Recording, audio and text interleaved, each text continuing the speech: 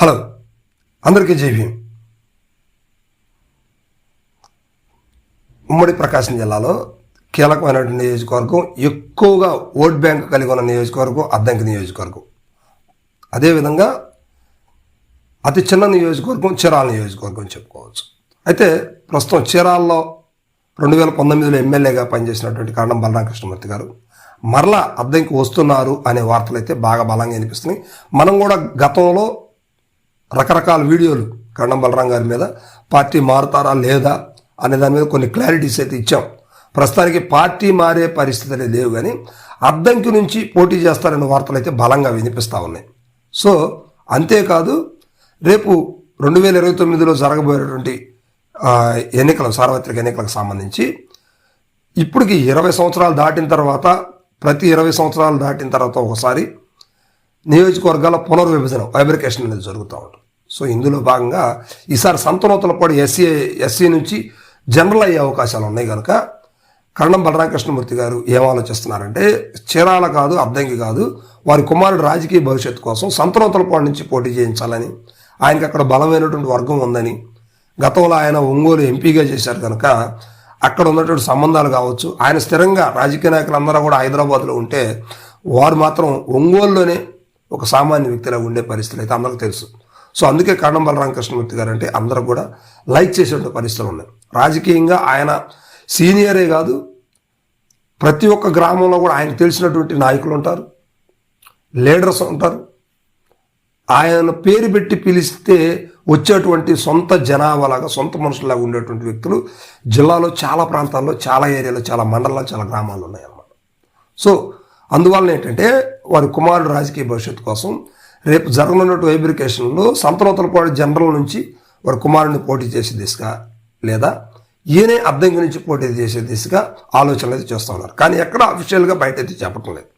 So ఇప్పుడు కరణం బలరామకృష్ణమూర్తి గారు ఇప్పుడు కూటమి మీద ఉన్నట్టు వ్యతిరేకత కావచ్చు, రవికుమార్ గారు ఇప్పటికీ ఖచ్చితంగా అద్దంకి నుంచి 4 సార్లు పోటీ చేసి గెలిచారు కనుక ఖచ్చితంగా ఈసారి వైఎస్ఆర్సీపీ జెండా ఎగరవేయడానికి ఇక్కడ బలమైనటువంటి అవకాశాలు అయితే క్లియర్గా కనిపిస్తూ ఉన్నాయి. ఇంకోటి ఏంటంటే, కరణం బలరామకృష్ణమూర్తి గారు ఈసారి అద్దంకి నుంచి పోటీ చేస్తే జగన్మోహన్ రెడ్డి గారు కూడా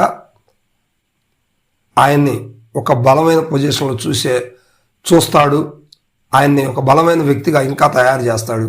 అంటే గవర్నమెంట్ వస్తే ఆయన మంత్రివర్గంలో కావచ్చు, లేదా ఓడిపోయిన ఎమ్మెల్సీ క్యాడర్లో కావచ్చు తీసుకొని అద్దంకిని పూర్వవైభవం సంతరించుకునేలాగా చేసే విధంగా ఉందంటూ కొన్ని వార్తలు అయితే వస్తూ ఉన్నాయి.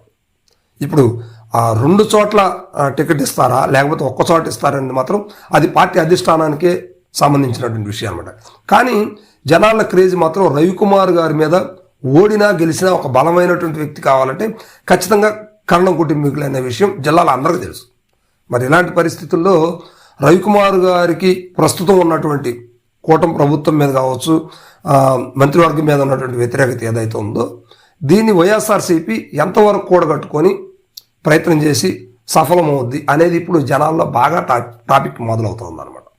మరి ఇప్పుడు కరణం బలరామకృష్ణమూర్తి గారు అద్దంకి వచ్చి వైఎస్ఆర్సీపీ నుంచి పోటీ చేస్తే గెలుస్తారా లేదా చీరాల నుంచి పోటీ చేస్తే గెలుస్తారా లేదా, పరిస్థితి ఏంటి అనేది ఇక్కడ జరుగుతూ ఉంది. ఇక గతంలో విషయాలన్నీ చూసుకుంటే ఇక్కడ బలరామకృష్ణమూర్తి గారు ఓడిపోవడానికి కారణాలు ఏంటంటే, బలరాం గారు ఎటు నుంచి పోటీ చేసినా కూడా గరటయ్య గారు అంటూ వర్గం కొంత ఉంది కనుక ఆయన ఖచ్చితంగా రవికుమార్కి సపోర్ట్ చేస్తూ ఉన్నారు.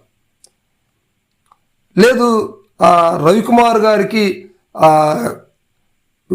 ఇంకొక వర్గం సపోర్ట్ చేస్తే ఈయనకి ఇంకొకళ్ళు హ్యాండ్ ఇచ్చే పరిస్థితి అనమాట.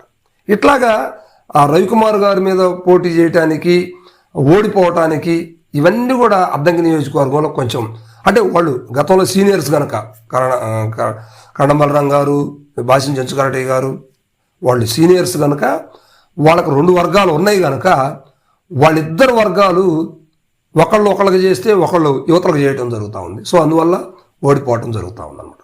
సో దీన్ని క్యాచ్ చేసినటువంటి వ్యక్తి గుట్టిపట్టి రవికుమార్ గారు. సో దాన్ని అలాగా జాగ్రత్తగా కాపాడుకుంటూ ఎన్నికల సమయంలో ఎలక్షన్ ఏ విధంగా చేయాలనే దాని మీద ఆయన ఒక పట్టుతోటి ప్రతిసారి ఎన్నికల సమయంలో ప్రజలకి ఏం అవసరం, ఎలా చేస్తే మనం గెలుస్తామని ఒక బలమైనటువంటి కాన్సెప్ట్ తోటి ఆయన ముందుకు వస్తూ విజయం సాధిస్తూ ఉన్నాడు.